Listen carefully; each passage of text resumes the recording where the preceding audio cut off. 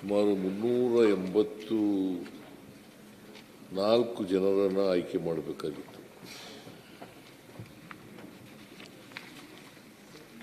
Gazetted probationary officers.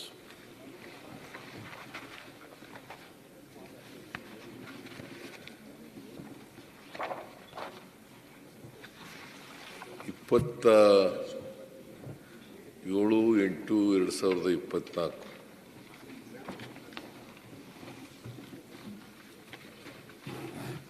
ಒಂದು ಪೂರ್ವಭಾವಿ ಪರೀಕ್ಷೆ ನಡೀತು. ಈ 384 ಜನ ಆಯ್ಕೆ ಮಾಡಲಿಕ್ಕೆ ಪೂರ್ವಭಾವಿ ಪರೀಕ್ಷೆ ನಡೀತು. 3 ಹಂತದ ಪರೀಕ್ಷೆಗಳಿರ್ತವೆ.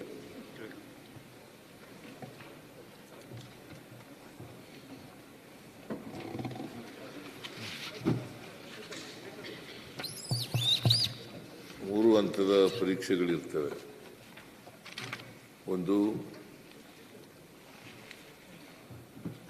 ಪ್ರಿಲಿಮಿನರಿ ಎಕ್ಸಾಮಿನೇಷನ್ನು, ಇನ್ನೊಂದು ಮುಖ್ಯ ಪರೀಕ್ಷೆ, ಎರಡನೇದು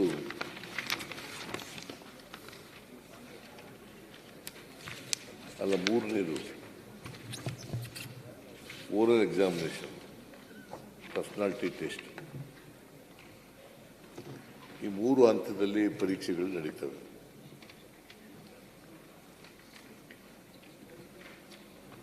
ಪೂರ್ವಭಾವಿ ಪರೀಕ್ಷೆಯಲ್ಲಿ ಸುಮಾರು 1,36,000 ಪರೀಕ್ಷೆಗೆ ಕೂತಿದ್ರು. ಅವರಲ್ಲಿ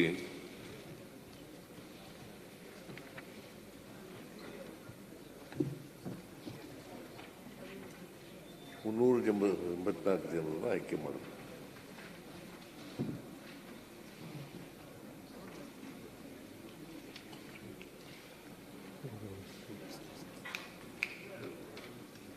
ಮೊದಲನೇ ಪರೀಕ್ಷೆಯಲ್ಲಿ ಕನ್ನಡ ಭಾಷಾಂತರದಲ್ಲಿ ತಪ್ಪಾಗಿದ್ದಾವೆ. ಸುಮಾರು 59 ತಪ್ಪುಗಳಾಗಿದ್ದಾವೆ ಅಂತೇಳಿ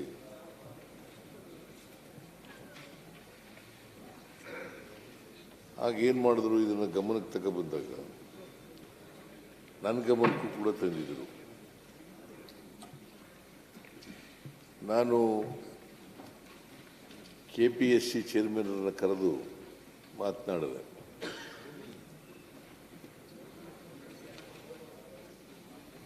ಇಷ್ಟೊಂದು ತಪ್ಪುಗಳಾಗಿದ್ದಾವೆ ಭಾಷಾಂತರದಲ್ಲಿ. ಕನ್ನಡ ಮಾಧ್ಯಮದಲ್ಲಿ ಪರೀಕ್ಷೆ ಬರೆದಂಥವರಿಗೆ ಬಹಳ ಅನ್ಯಾಯ ಆಗ್ತದೆ. ಕನ್ನಡ ಮಾಧ್ಯಮದಲ್ಲಿ ಓದಿದವರು, ಪರೀಕ್ಷೆ ಬರೆದವರು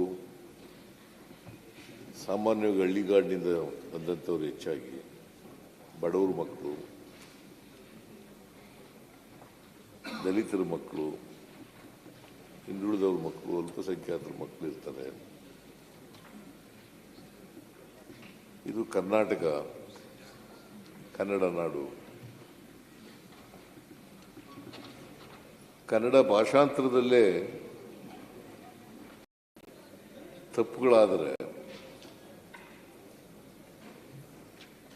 ನಮ್ಮನ್ನ ಜನ ಕ್ಷಮಿಸಲ್ಲ. ಮತ್ತು ಪರೀಕ್ಷೆಗೆ ಅಪಿಯರ್ ಆಗಿದ್ದಂಥ ಅಭ್ಯರ್ಥಿಗಳಿಗೆ ತೊಂದರೆ ಆಗ್ತದೆ ಅಂತೆಲ್ಲ ಅವ್ರ ಜೊತೆ ಚರ್ಚೆ ಮಾಡಿ ಹೇಳಿದ ಮೇಲೆ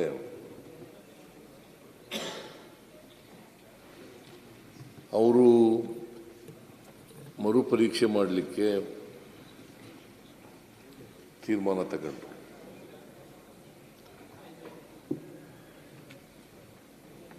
ನಿಮ್ಗೆ ಗೊತ್ತಿದೆ,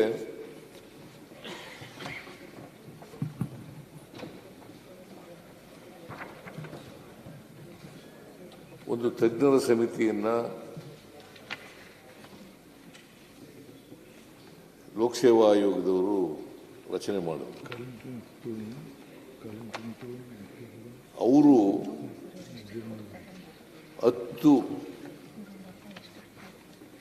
ತಪ್ಪುಗಳಾಗಿದ್ದಾವೆ ಅಂತ ಹೇಳಿದ್ರು. 10 ತಪ್ಪುಗಳಾಗಿದ್ದಾವೆ ಅಂತ ಹೇಳಿದ್ರು. ಅಭ್ಯರ್ಥಿಗಳು ಹೇಳೋದು 59 ತಪ್ಪುಗಳಾಗಿದ್ದಾವೆ. ಅವರ ಶಿಫಾರಸುಗಳಲ್ಲಿ 10 ಅಭ್ಯರ್ಥಿಗಳಿದಾಗಿದ್ದಾವೆ, ಅದನ್ನು ಪರಿಷ್ಕರಣೆ ಮಾಡಬಹುದು ಅಂತ ಹೇಳಿದ್ರು. ನಾನು ಲೋಕಸೇವಾ ಆಯೋಗದ ಚೇರ್ಮನ್ರ ಜೊತೆ ಮಾತಾಡಿದ ಮೇಲೆ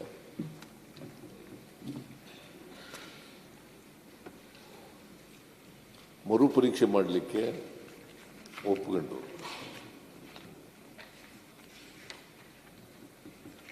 ಮರುಪರೀಕ್ಷೆ 29/12/2024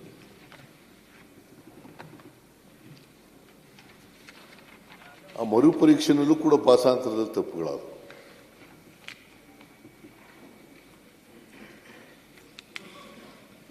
ಆಗ ಮತ್ತೆ ತಜ್ಞರ ಸಮಿತಿಯನ್ನು ರಚನೆ ಮಾಡಿದ್ರು.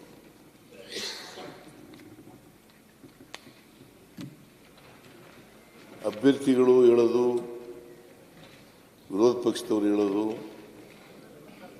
ಈ ಸಾರಿ ತಪ್ಪುಗಳು ಜಾಸ್ತಿ ಆಗಿದ್ದಾವೆ, 59ರಿಂದ 79 ಆಗಿದ್ದಾವೆ. ನನಗೂ ಕೂಡ ಅಭ್ಯರ್ಥಿಗಳು ಭೇಟಿ ಮಾಡಿದರು. ಮಾನ್ಯ ಅಧ್ಯಕ್ಷರೇ, ಒಂದು ಅಂಶವನ್ನು ಸದನದ ಗಮನಕ್ಕೆ ತರಲಿಕ್ಕೆ ಬಯಸ್ತೇನೆ. ಪಬ್ಲಿಕ್ ಸರ್ವಿಸ್ ಕಮಿಷನ್ ಒಂದು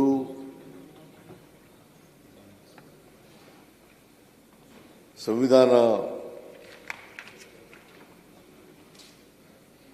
ಸಂಸ್ಥೆ. ಇದು ಸಂವಿಧಾನದ ವಿಧಿಗಳಿದ್ದಾವಲ್ಲ, 315ರಿಂದ 23ವರೆಗೆ ಈ ಲೋಕಸೇವಾ ಆಯೋಗದ ಬಗ್ಗೆ ಪ್ರಸ್ತಾಪ ಮಾಡ್ತಾರೆ. 300 ಆರ್ಟಿಕಲ್ 315 ಪ್ರಕಾರ, ಸಂವಿಧಾನದ ಆರ್ಟಿಕಲ್ 315 ಇದು ರಚನೆ ಆಯ್ತದೆ. ಸ್ವಾತಂತ್ರ್ಯ ಪೂರ್ವದಲ್ಲಿ ಬೇರೆ ಸಂವಿಧಾನ ಬರೋದಕ್ಕಿಂತ ಮುಂಚಿತವಾಗಿ ಈ ಸಿವಿಲ್ ಸರ್ವಿಸ್ ಅವ್ರನ್ನ ಆಯ್ಕೆ ಮಾಡೋದು ಬೇರೆ ಪ್ರಾಧಿಕಾರ ಇತ್ತು. ಮಹಾರಾಜರ ಕಾಲದಲ್ಲಿ ಆದದ್ದು, ನಾಲ್ವಡಿ ಕೃಷ್ಣರಾಜ ಒಡೆಯರ್ ಕಾಲದಲ್ಲಿ.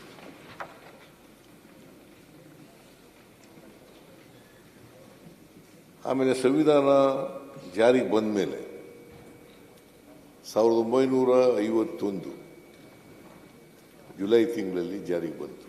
ಈ ಕರ್ನಾಟಕ ಲೋಕಸೇವಾ ಆಯೋಗ ಜಾರಿಗೆ ಬಂತು.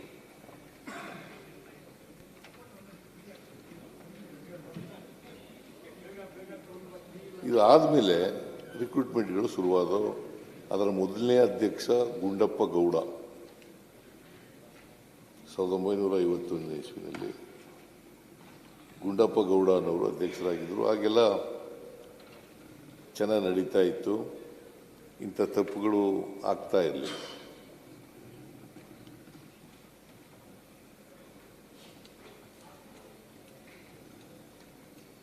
ಸುಪ್ರೀಂ ಕೋರ್ಟ್ನವ್ರು ಏನು ಹೇಳಿದ್ದಾರೆ ಅಂತಂದ್ರೆ, ಕರ್ನಾಟಕ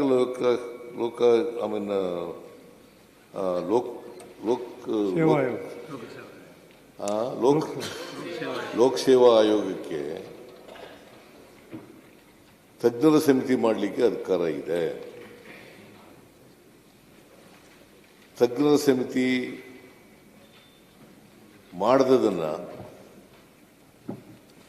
ನಾವು ಅಲ್ಲಗಳಿಲಿಕ್ಕೆ ಆಗಲ್ಲ, ಅದನ್ನು ಇಂಟರ್ಫಿಯರ್ ಆಗಕ್ಕಾಗಲ್ಲ ಅಂತೆಲ್ಲ ಹೇಳಿದ್ದಾರೆ.